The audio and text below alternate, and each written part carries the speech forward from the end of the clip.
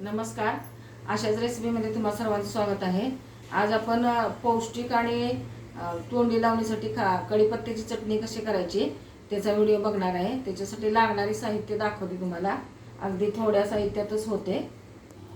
कढीपत्त्याची चटणी म्हणजे कढीपत्ताच भरपूर पाहिजे. तर हा एक डबाभर म्हणजे छोट्या कुकरचा डबा मी कढीपत्ता घेतला आहे. स्वच्छ धुवून सुकवून घेतलेला आहे. 1 वाटी शेंगदाणे घेतलेले आहे. अर्धी वाटी लसूण घेतलाय. हा आपला देशी लसूण आहे. आणि का छोटासा तुकडा ह्याचा घेतलेला आहे खोबऱ्याचा. हे आपण कढीपत्ता आता भाजून घेऊया. कढई गरम करायला ठेवली आहे. हे भाजून घ्यायचं आहे. कुरकुरीत भाजून घ्यायचं. फार करपवायचं पण नाही. बारीक गॅसवर भाजून घ्यायचं आहे.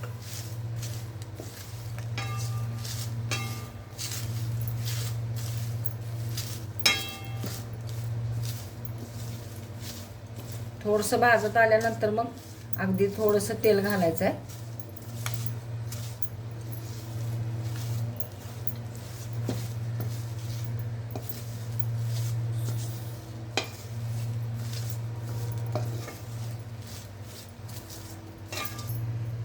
थोडासा भाजत आलाय कढीपत्ता. आता थोडंसं तेल सोडूया आपण.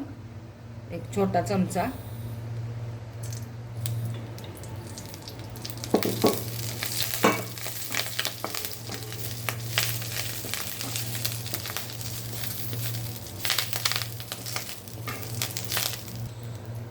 कढीपत्ता भाजलेला आहे.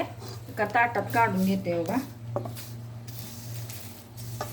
फार पण अगदी करपवायचं नाही ना तर करपट वास येईल चटणीला. आणि थोडंसं खोबरं भाजून घेऊया आपण. शेंगदाणे भाजलेलेच आहेत, काय भाजायची गरज नाही.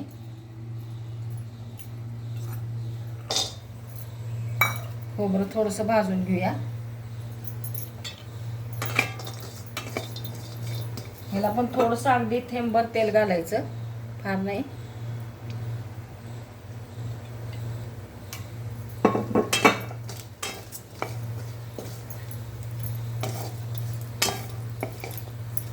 कढीपत्त्यामुळे आपले डोळे पण छान राहतात.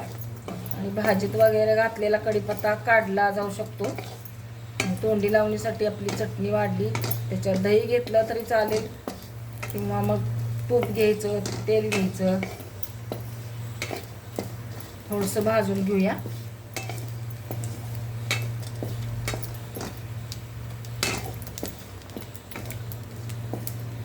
थोडासा लालसर कलर आला की आपण काढून घ्यायचं आहे. आता ह्याच्यातच मी थोडेसे जिरे टाकते. 2 चमचे जिरे घालायचे.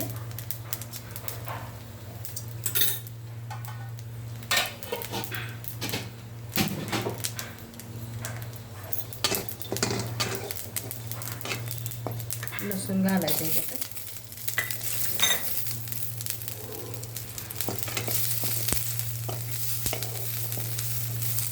गॅस बंद करायचा आता. आणि हे थंड झाल्यानंतर आपण मिक्सरला काढून घेऊया. ताटात एका काढून घेते मी. कढीपत्त्याच्या ताटातच काढते.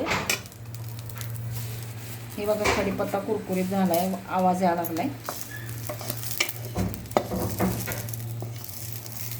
आता मिक्सरला लावताना आपण याच्यात तिखट मीठ घालायचं आहे. थोडंसं थंड होऊन देऊया आता.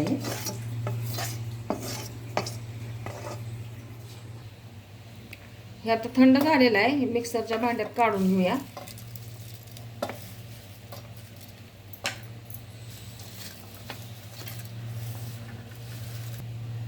शेंगदाणे घालायचे. हे तिखट घालायचं. हे घरी केलेलं तिखट आहे आमचं, लाल तिखट. 1 चमचाभर तिखट. हे तिखट आहे. तिखट तुमच्या आवडीनुसार घाला. चवीनुसार मीठ.